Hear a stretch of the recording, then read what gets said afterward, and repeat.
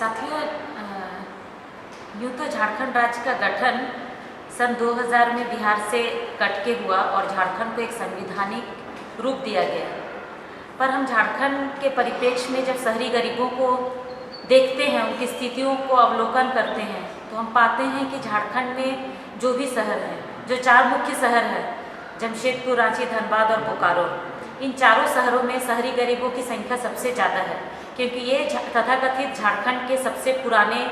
शहर हैं और इन शहरों का इतिहास 100 साल से ज़्यादा है। और ये शहर ऐसे शहर हैं जिन शहरों पे आज के समय में जब हम लोकतांत्रिक देश की बात कर रहे हैं, इस समय इन शहरों में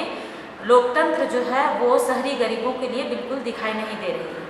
क्योंकि आज इन शहरों की जो ज़मीन है, ये जो पूरे के पूरे शहर हैं,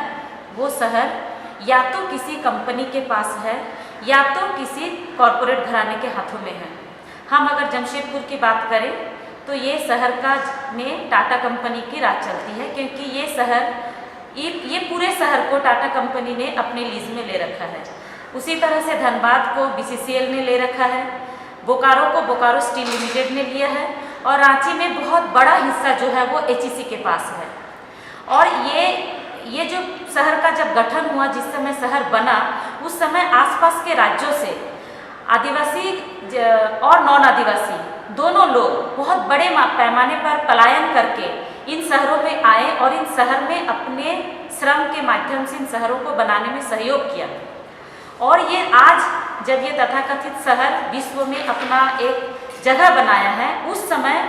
हमारा जो हम शहरी गरीब लोग जो इन शहरों को बनाने में मदद किए थे, इन शहरों को चलाने में मदद की, इन शहरों को में हम लोगों ने अपना सेवा दिया, आज हमारा अस्तित्व और पहचान ये दोनों बहुत खतरे में हैं। आज हमें ये पूछा जाता है कि हम हैं कौन, हमें यहाँ रहने का अधिकार नहीं है, इस शहर में के कौन सा टुकड़ा होगा जिसको हम अपना शहर कह सकेंगे। इस तरह के तमाम सवालों को लेकर हम लोग जूझ रहे हैं। और इन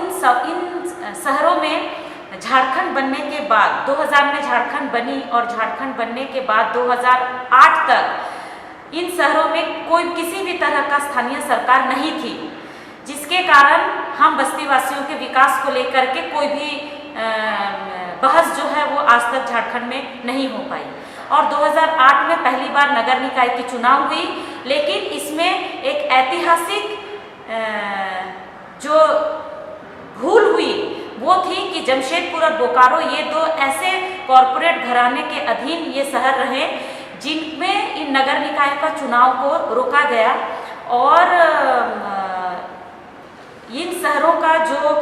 पूरा का पूरा योजना है, पूरा का पूरा जो विकास है, वो कहीं ना कहीं ये कॉरपोरेट घराने जो हैं वो तय करते हैं कि हम इस शहर में का विकास कैसे करेंगे और क्या करेंगे। जिसका कारण है कि जो लोग इन शहरों में रह रहे हैं, 500 से अधिक बस्तियां जो है वो बसी हुई है, कई लाख लोग हैं जो जूझ रहे हैं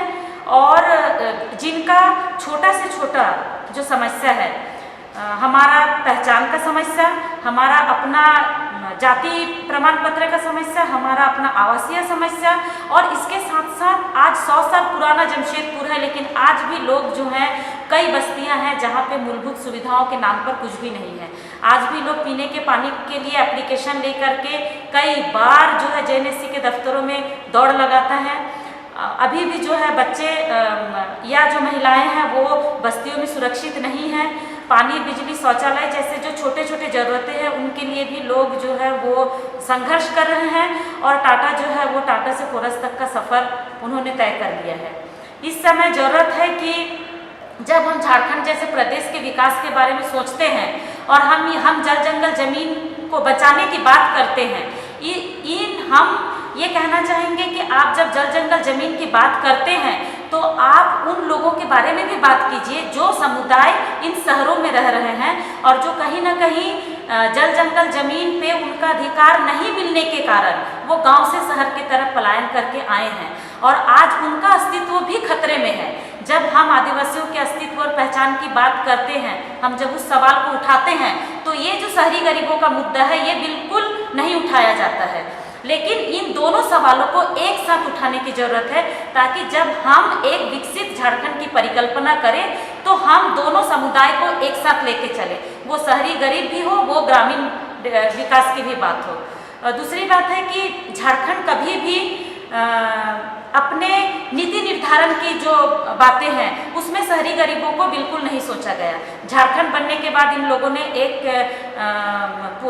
क्योंकि विस्थापन आंदोलन बहुत पीक में रहा, 123 से ज़्यादा MOUs हुए, और अगर ये MOUs स्थापित होते हैं झारखंड में, और झारखंड के विकास को जिस तरह से आने वाले दिनों में सोचा जा रहा है, चाहे वो ग्रेटर रांची का मामला हो या शहरों की बढ़ने की मामला हो, तो आने वाले शहरों में स्लम की संख्या और बढ़ेगी, और शहरी गरीबों का जो समस्याएं हैं अगर उस पर नहीं गौर किया गया, वो जमीनी स्तर से लेकर के वो नीति निर्धारण तक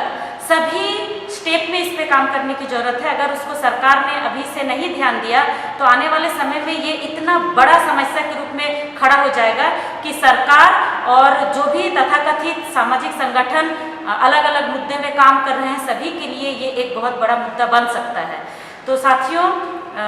हम लोग ये प्रयास करें कि पूरे देश में जो भी संगठन शहरी गरीबों के विकास की बात करता है, सभी संगठनों से हम एक झारखंडी होने के नाते ये अपील करते हैं कि झारखंड का जो शहरी गरीबों का मुद्दा है इस पे हम सभी लोग एकजुट हो, और आने वाले समय में ये प्रयास करें कि चाहे जो भी सरकार है, UPA हो या NDA हो, कोई भी सरकार झारखंड में इन 14 सालों में हमारे विषय में नहीं सोचा है। हम ये अपेक्षा करते हैं कि आने वाले समय में जो सरकार है वो सरकार हमारे लिए एक नीति निर्धारण के दिशा में जाए, क्योंकि इसकी बहुत ज़रूरत है। धन्यवाद।